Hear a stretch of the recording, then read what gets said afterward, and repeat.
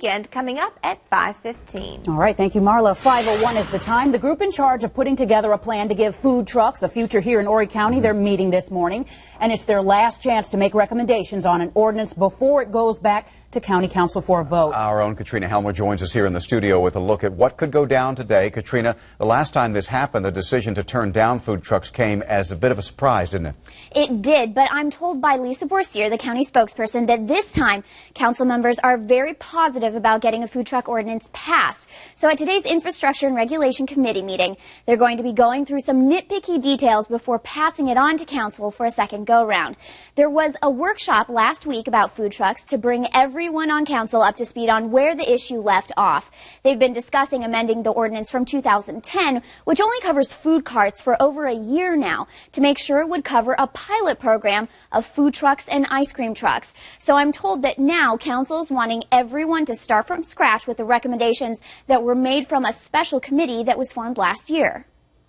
Definitely a lot of conversations about the distance between a brick and mortar restaurant, even issues concerning the carts that we already have in place in the county and distances to new businesses as well. So a lot of minor particulars that we'll look into. Now, the ordinance that will be reviewed today also lists a lot of requirements, from submitting for a permit in the pilot program and where those trucks would be allowed to set up. The ordinance now states trucks would need to be at least 200 feet away from a school or an existing restaurant. The trucks also have to get permission from the owner of the lot to set up shop there, and no more than one truck will be allowed in the same lot. So with this ordinance, we wouldn't be seeing anything like dozens of trucks all in one convenient location for your lunch hour. Other details they'll be discussing today include hours of operation and merchandising displays. After any recommendations or changes from this committee meeting, it will then have to go back to County Council to pass 3 readings before the pilot program can start. Live in the studio, Katrina Helmer, WMBF News. Well, when you say starting over, you mean it. Thank you so much, Katrina. Horry County Police looking for 2 men they say stole equipment from a Conway business. The men took equipment worth thousands of dollars from 4-Star Plumbing on Highway 544 Sunday. The truck the men used to get away in is believed to be that white Ford 250 or 350 truck with a toolbox. It also has a light bar on the roof of the cab, spotlights in the rear, and a white crane, as you can see, in the back bed. If you recognize this truck, please call Horry County Police. Happening now, the search for a man believed to have stolen a banana boat from the Marsh Walk water sports business in Murrells Inlet.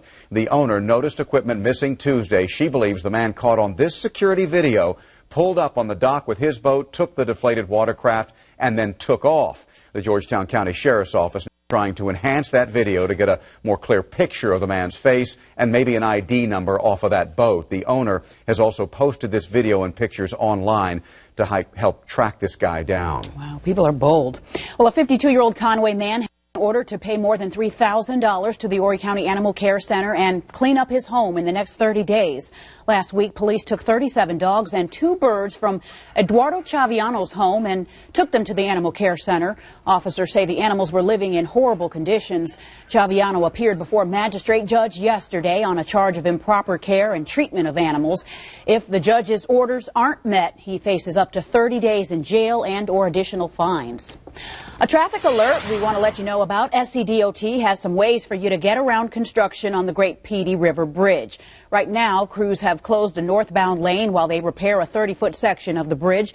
So here's how to get around it. Take Highway 327 to US 76, then turn onto Highway 301. From there, you'll be able to get on SC 38.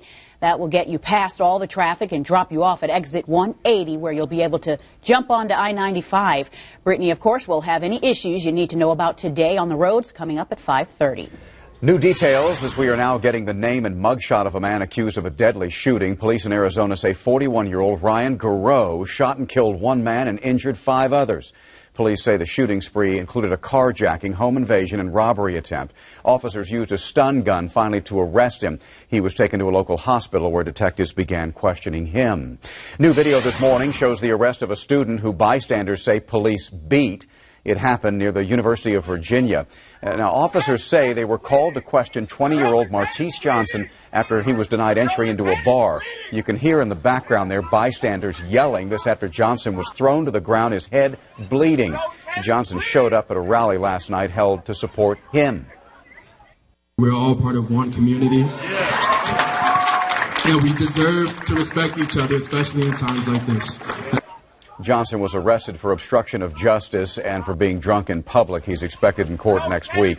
The Virginia State Police will be conducting its own administrative review, and the incident is currently still under investigation.